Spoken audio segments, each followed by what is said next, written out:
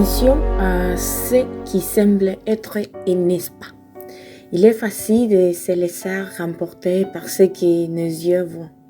Il y a un dicton qui dit « Les visages, nous voyons. Le cœur, nous ne connaissons pas. » Mais à la Bible nous enseigne que quelque chose de plus profond sur la capacité de l'homme à tromper, à démontrer devant les autres qu'il est quelque chose. Mais dans son cœur, il pense, médite quelque chose d'autre. C'est formidable et la Bible l'enseigne déjà. C'était déjà écrit dans la parole de Dieu. Les temps avançent et chaque fois, nous nous rendons compte de ce qu'il y a dans le cœur de l'être humain. Récemment, nous avons pu connaître les nouvelles d'une certaine personne qui a été attentée à la vie de son frère et à la vie de sa mère. Cela nous horrifie de penser que le cœur de quelqu'un peut arriver à ce point. Et nous pourrions dire que si nous ne faisons pas confiance à notre propre famille, alors à qui cela nous fait penser. Maintenant, je vais déjà dire, à la fin du temps, la science augmentera et la mort de beaucoup se refroidira.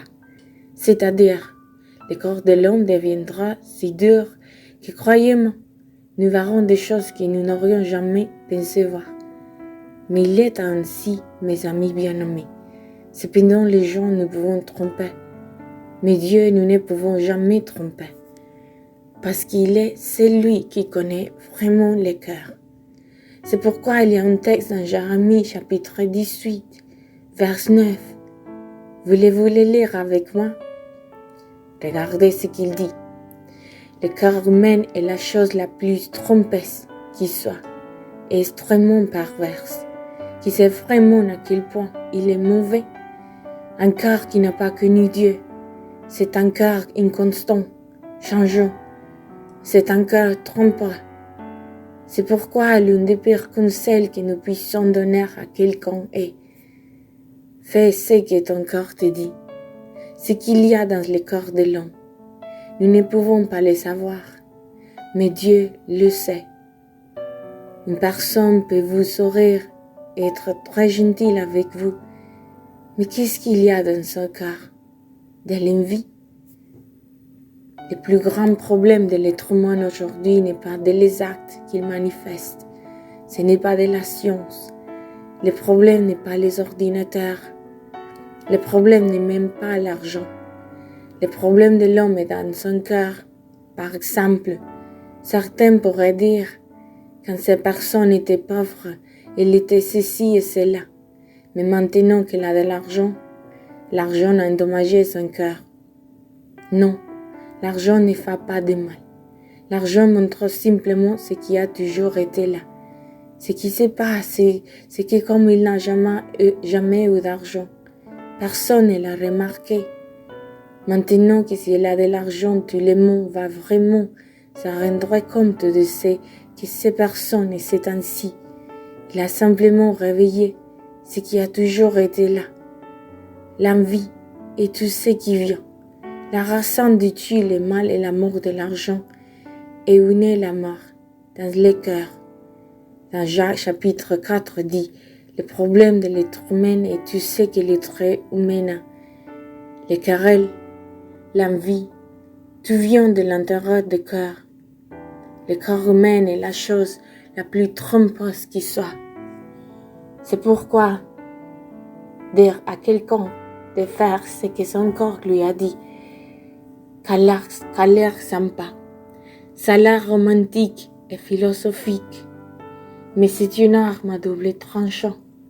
C'est quelque chose de complètement dangereux. Et je vais réfléchir à cela parce que c'est ce que nous voyons tous les jours, mes chers amis. J'étais dans une conversation et dans cette conversation, le nom de quelqu'un est apparu. Et l'une des personnes qui parlait a dit, cette personne me semblait bon parce que quand j'ai dû dire au revoir, voyager être loin, cette personne a même pleuré et a exprimé qu'elle allait nous manquer. Une autre de celles qui était là à quitter à ce moment-là, Harry a dit, Tu es sûr? Parce que même les crocodiles pleurent, des larmes sortant quand ils mangent sa proie. Cela m'a fait réfléchir sur les moments où je souris, mais c'est une grande vérité. Avez-vous déjà entendu l'expression l'armée des crocodiles? Je pense que oui, non.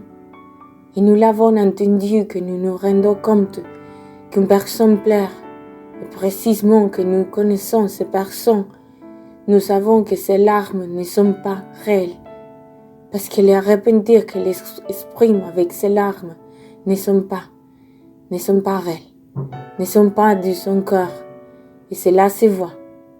Nous les savons déjà. Alors nous disons, pas question, ce sont des larmes de crocodile.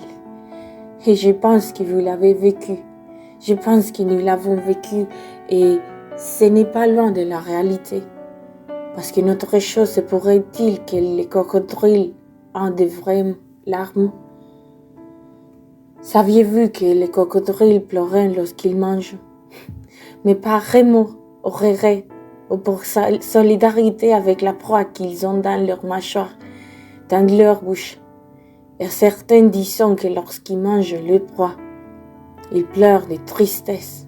Non, ils ne le font pas. Ce n'est pas le cas.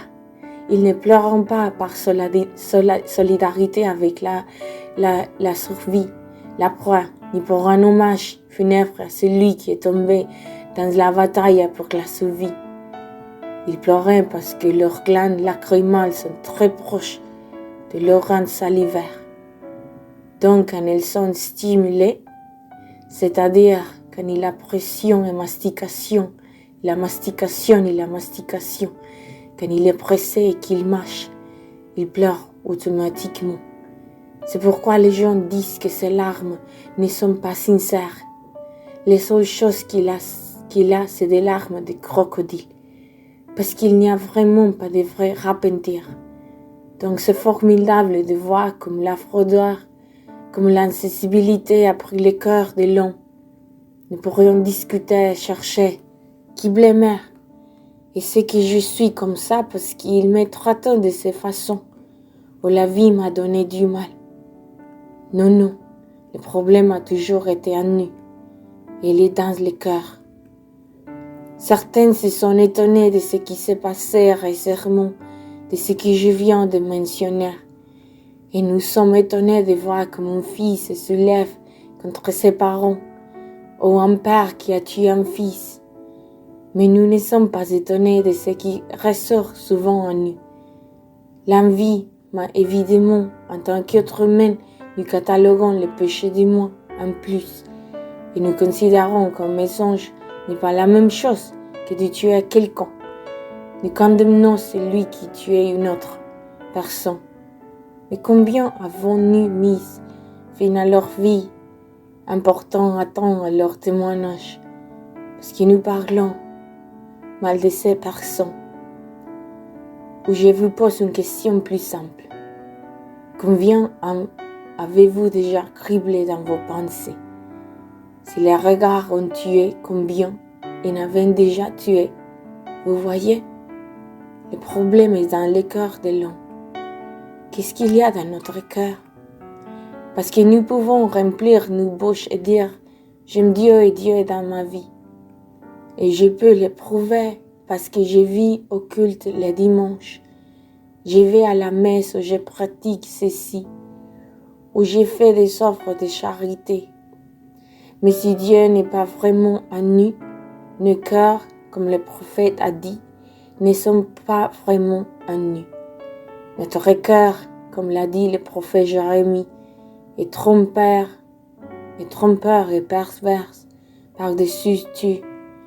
Nous ne devons pas seulement faire attention à ceux que nous serions. Nous ne devons pas seulement savoir discerner si les personnes que nous entourons en raison, mais aussi discerner si c'est lui qui dort avec nous et que nous voyons chaque jour devant le miroir a raison. Un jour, un grand apôtre, l'apôtre Paul, donne un grand conseil à son ami Timothée, un jeune pasteur. Paul lui écrit une lettre et lui dit, dans une partie de ses lettres, Timothée, prends soin de toi. Prends soin de toi. Maintenant, la seule façon dont nous pouvons prendre soin de nous, c'est que notre corps appartient à Dieu. Que tu arrêtes de contrôler et que tu arrêtes de faire les choses à ta façon. Tu reconnais Dieu comme le maître de ta vie et le Seigneur de ta vie, comme sauveur, et que tu vis pour lui. De cette façon, ton cœur est bien gardé. De cette façon, tu peux être sûr que le Seigneur garde ton cœur dans ses mains. Les façons, parce que mon ami bien-aimé qui m'écoute en ce moment, tu ne vas pas te réhabiliter alors que Dieu va te transformer. Quand tu donnes ton cœur à Dieu, il le transforme, c'est-à-dire tu deviens nouveau. Tu deviens nouveau. Et alors ton cœur commence à expérimenter le véritable amour, la véritable paix, la véritable tranquillité, la véritable joie. Tu commences à jouir de la vie. Et tu sais qui sort de toi est lumière. Tu sais qui sort de toi est paix. Tu sais qui sort de toi est une parole de bénédiction et non de malédiction, de vie et non de mort. Pourquoi? Parce que maintenant dans ton cœur, Dieu règne. Parce que maintenant dans ta vie, c'est Dieu qui dirige tes pas. Ce n'est plus toi. Alors mon ami bien-aimé, qui m'écoute en ce moment, avant de commencer à penser et à discerner qui est autour de moi, et si les autres ont des larmes de crocodile, regardons celui qui est en face de nous, dans le miroir, et demandons-nous, est-ce que nous serons ceux qui auront des larmes de crocodile? Parce que le crocodile, quand il attend la proie, et une fois qu'il a dans sa gueule, il criait, y a-t-il un vrai repentir dans notre cœur? Parce qu'il est facile de juger les autres. Mais aujourd'hui, comme nous sommes par nous-mêmes, où sais-tu que nos larmes soient aujourd'hui sincères devant Dieu?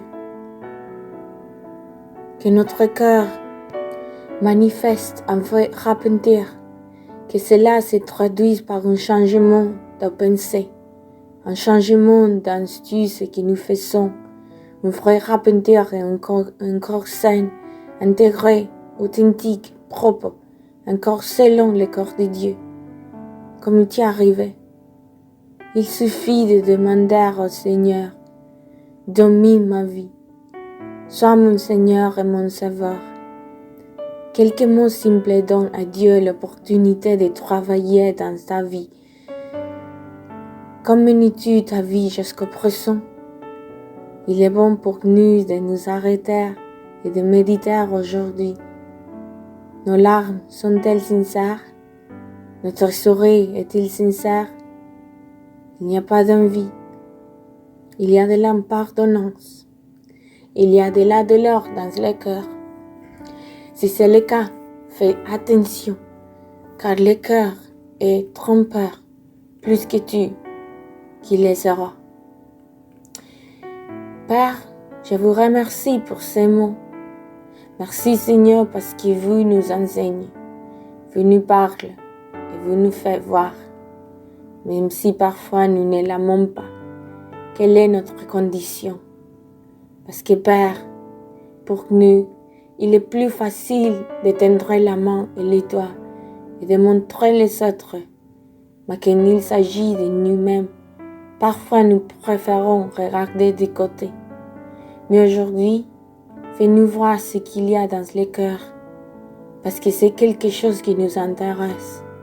C'est une bénédiction pour nous-mêmes, que nous ne laissions plus passer et qu'aujourd'hui, nous puissions vraiment avoir un corps sincère, pas des larmes de crocodile qui ne montrent pas un vrai repentir.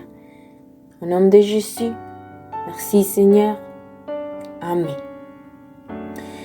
Aujourd'hui, je vous parle, votre pasteur et ami Elias Ojos. Rappelez-vous que Dieu vient toujours juste temps. Et si chaque jour vous voulez entendre une parole, Un conseil du Seigneur, je vous invite à nous chercher sur YouTube. Là, vous nous trouvez comme dévotionnel Juste Temps. Une fois que vous trouvez des dévotionnels Juste Temps, cliquez sur abonner et cliquez sur la petite cloche. Et je vais vous inviter, si vous avez Instagram, me trouver là comme Pasteur Elias HC. Un grand câlin et bénédiction.